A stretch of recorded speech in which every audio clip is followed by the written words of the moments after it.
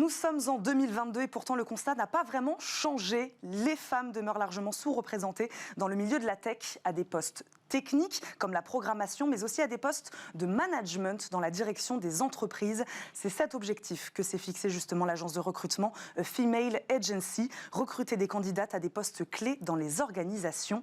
Alexia Bux, cofondatrice de Female Agency, nous accompagne aujourd'hui. Bonjour. Bonjour Eva. Merci d'être avec nous Alexia. C'est ce que je disais, profil technologique, technique, vs profil opérationnel et stratégique. Vous avez fait votre choix.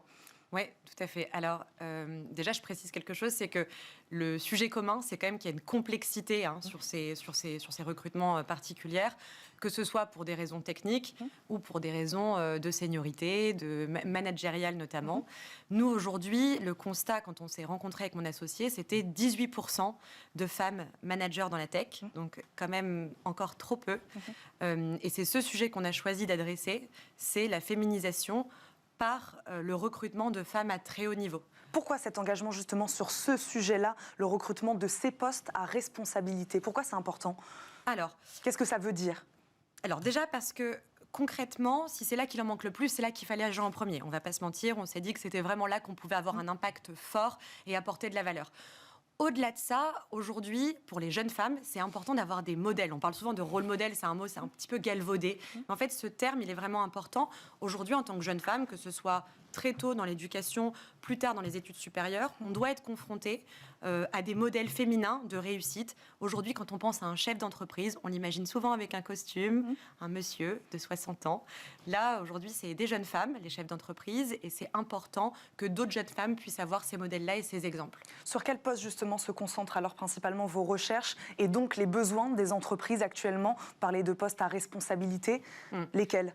Alors, évidemment, je ne vous cache pas que les entreprises, quand elles viennent nous voir, ce qu'elles aimeraient dans l'absolu, c'est avoir des postes type ce qu'on appelle CTO, donc Chief Technical Officer, des postes très techniques. Là, il y a vraiment un besoin particulier. Nous, on adresse tous les métiers de la tech chez Female Agency. On est agnostique. Donc, on a autant des products, des profils très techniques, des marketing, des RH, des sales. Voilà, donc on adresse absolument tous les métiers. L'idée, c'est surtout derrière que les responsabilités, évidemment, soient élevées et qu'il y ait un niveau, encore une fois, de complexité. C'est des fonctions assez exécutives, assez hautes, entre 7 et 20 ans d'expérience plutôt, sur lesquelles il y a une complexité de recherche et donc moins de profils a priori visibles quand on recherche sur un réseau professionnel. Justement, sur cette question de profil, pour expliquer le faible nombre de femmes dans le secteur, on pointe souvent l'orientation, la formation, mais surtout pour les profils technologiques. Pour ces postes-là, des femmes, il y en a sur le marché du travail. Voilà, tout à l'heure, on parlait de programmation, développement. Là, on en cherche, mais sur ces postes-là, il y en a des femmes. Oui. Ouais, elles sont là. Elles sont là. Alors, les biais sont nombreux. On parle de l'éducation, évidemment, après les études supérieures. Mais il y a aussi un vrai biais des recruteurs qu'on sous-estime. Et quand je parle de recruteurs, c'est des chefs d'entreprise ou des recruteurs spécialisés. C'est difficile, et notamment par peur, je pense, de la discrimination positive peut-être un petit peu, de mettre en avant ces profils-là. Aujourd'hui, il y avait une étude LinkedIn il y a quelques années qui disait qu'on a 13% de chances de moins de cliquer sur un profil quand c'est un profil féminin sur un réseau professionnel et d'ouvrir cette page que lorsque c'est un homme. Mais les femmes font peur ? Alors, je ne sais pas si elles font peur, mais en tout cas, ce qui est étonnant, c'est que je pense qu'on attribue des valeurs professionnelles comme le leadership ou d'autres valeurs de ce type-là, peut-être plus facilement à un homme qu'à une femme. Et encore une fois, c'est inconscient, c'est-à-dire qu'une femme, par exemple, ne va pas plus facilement regarder un profil féminin et recruter plus de femmes. C'est pas ce qui se dit. En revanche, il faut faire un extra effort, porter un œil particulier et mettre en avant, porter des femmes pour les rendre visibles. Et c'est vraiment le rôle de Female Agency, de porter des femmes qui sont avant tout des profils très forts et des femmes brillantes et qui en plus sont des femmes. Et qu'est-ce qui explique alors aujourd'hui, Alexia, la prise de conscience des entreprises? Qu'est-ce qui explique qu'elles cherchent justement davantage aujourd'hui à recruter des femmes sur ces postes-là? Oui, alors, déjà, je pense que les entreprises ne sont plus à convaincre, et les chefs d'entreprise notamment, et notamment dans la tech, on n'est plus dans l'évangélisation, ils sont mobilisés, ils sont assurés de ce sujet, et ce qu'ils savent, c'est surtout que l'efficacité, finalement, la réussite passe aussi par la diversité et donc la mixité.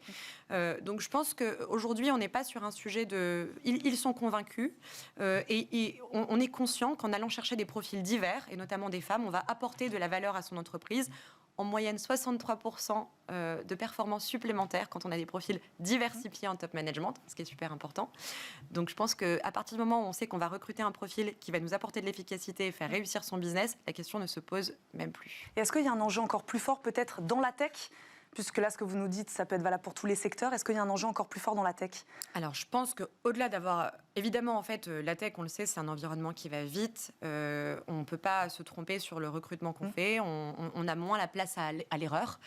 Donc, évidemment, c'est hyper important de pouvoir avoir les meilleurs profils au meilleur niveau et les plus diversifiés possibles. Après, ce qu'on remarque quand même, c'est que les grandes entreprises, elles ont quand même été, notamment par la pression législative comme Copé-Zimmermann, RIC-5, qui sont des lois assez fortes, des grandes entreprises, ont quand même été un petit peu précurseurs sur certains sujets, une certaine pression de la féminisation, notamment de l'écosystème, alors qu'en fait, c'est des grandes entreprises, c'est plutôt eux les bons élèves et qui donnent des exemples à la tech plutôt que le contraire. Donc comment ça marche ? Alors expliquez-nous aujourd'hui, c'est les entreprises donc, qui font appel à vous. Ouais. Vous dites on a besoin de femmes à ces postes-là au sein de nos organisations. C'est comme ça que ça marche ? Oui, alors... ils font appel à nous pour d'abord un sujet. Ce qu'ils veulent, c'est recruter bien les entreprises. Au-delà de recruter un profil féminin, leur premier enjeu, c'est de recruter le meilleur talent possible. Et en plus, si c'est une femme, ça tombe bien. Nous, la valeur qu'on leur apporte, évidemment, c'est qu'on recrute des profils exigeants, avec une démarche très particulière dont je pourrais parler, qui est on est vraiment agent de talent, ce qui fait qu'on connaît très très bien nos talents à très haut niveau. Donc on a des talents engagés, exclusifs, et donc pour ces entreprises une valeur particulière. Le deuxième point, c'est qu'on n'est pas très contraignante d'un point de vue, je dirais, on est très souple, donc très tech friendly dans les conditions de travail qu'on a avec eux au quotidien. On est des vrais partenaires. Nous, Female Agency, c'est avant tout au-delà d'un cabinet de recrutement, une marque forte sur un mouvement de société fort. Et notre volonté, c'est d'accompagner ces entreprises, de les aider vraiment par rapport à un besoin particulier qu'ils auraient. Et donc oui, c'est eux qui font appel à nous. Et un point que je précise qui est important, c'est qu'on ne chasse pas nos clients, mais on ne chasse pas du tout nos candidates non plus. Et ça a vraiment une valeur. Mais c'est ce que vous disiez, votre agence propose, si j'ai bien compris, une espèce de suivi aussi des candidates recrutées. Je ne sais pas, c'est important de garder le lien avec ces femmes-là, de suivre leur carrière finalement aussi. Oui. Donc nous, en effet, aujourd'hui, on est agent de talent. C'est comme ça qu'on se présente. Agent de talent, aujourd'hui, ça veut dire quoi ? C'est qu'on ne travaille que par cooptation, recommandation, ou alors même les femmes qui font appel à nous de façon spontanée, on sait qu'elles sont cooptées, qu'elles ont aussi entendu parler de nous. La cooptation, aujourd'hui, on le sait, c'est le moyen de recruter le plus efficace, parce qu'on connaît précisément les personnes avec lesquelles on travaille. Aujourd'hui, nous, nos talents, quand ils sont cooptés, ils ont besoin de se faire accompagner grandement. Ces femmes, elles sont aujourd'hui en recherche d'une relation non commerciale particulière avec un agent, parce que ce qu'elles ont comme sollicitation, c'est des chasseurs et des cabinets de recrutement qui vont les contacter sans vraiment les connaître, sans vraiment connaître le besoin de leurs clients, et de façon assez sauvage. Et donc nous, ce qu'on leur propose, c'est vraiment une valeur particulière en amont, pendant et après le recrutement.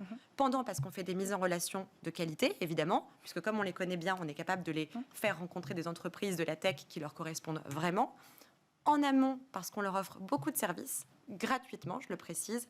Donc on fait par exemple des ateliers sur apprendre à négocier son salaire, sa posture en entretien, qu'est-ce que ça veut dire des BSPCE. Donc même à ce niveau-là, 7 et 20 ans d'expérience, c'est pas trivial. On a besoin d'avoir ces informations et de les comprendre et de les reconnaître. C'est intéressant ce que vous dites, c'est de cette manière-là que vous vous engagez aujourd'hui sur la question des salaires dans le secteur. Vous les formez à mieux négocier, ou est-ce que vous aussi vous avez une part dans la négociation au moment où vous faites ce match entre la candidate et l'entreprise, puisque la question des salaires est aussi assez importante aujourd'hui. Les deux, en fait. Oui, évidemment, on a un rôle d'éducation. C'est hyper important en amont d'éduquer les candidates, de les aider en leur notamment proposant des rendez-vous avec des experts assez solides, des ateliers avec des experts qui sont forts sur ces sujets, et donc de leur donner toutes les armes, non pas pour réussir sur un moment de leur carrière, mais pendant toute leur carrière, avoir quelque chose qu'elles emportent avec elles qui va leur permettre de réussir et de monter en puissance pendant toute la carrière. Le deuxième sujet, c'est que évidemment, nous, on a un impact en tant qu'agent, un rôle. On intervient notamment sur les négociations de salaire auprès de nos clients, et notamment en étant facilitateur. L'idée, c'est évidemment que la société puisse recruter la candidate à sa juste valeur, mais que la candidate soit aussi capable d'être un fort niveau de responsabilité à sa juste valeur et pas sur un niveau de salaire moindre et avec un écart moindre qui peut exister aujourd'hui dans cette société tech plutôt important. Il nous reste quelques secondes, je voudrais juste vous poser la question. Combien de matchs alors vous avez réalisé depuis la création de cette agence-là? Voilà, un ordre d'idée entre candidates et recruteurs. Alors matchmaking, je ne vais peut-être pas vous donner ce chiffre-là, mais ce qui est important, c'est le nombre de peut-être donc des rôles qui sont à responsabilité head-off à C-level depuis le début de l'année. On a fait à peu près 20 recrutements à très haut niveau, ce qui sur un cabinet de recrutement de ce type-là, et franchement, on est assez fiers de ça. Et sur des rôles assez variés et très intéressants. On est très fiers de nos recrutements. Merci beaucoup Alessia d'être venue nous voir aujourd'hui, d'avoir parlé féminisation du secteur de la tech et de nous avoir présenté votre modèle de E-Female Agency. Merci beaucoup d'être venue sur notre plateau. Les nouvelles technologies sauveront-elles les services d'urgence? On en parle tout de suite avec nos invités.